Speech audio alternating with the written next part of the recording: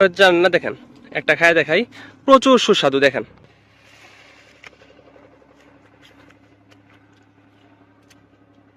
মানে আপেলের আসল মজা আর কি। যদিও বা এটা বেশিক্ষণ খাবো না, ফেলাই দিব।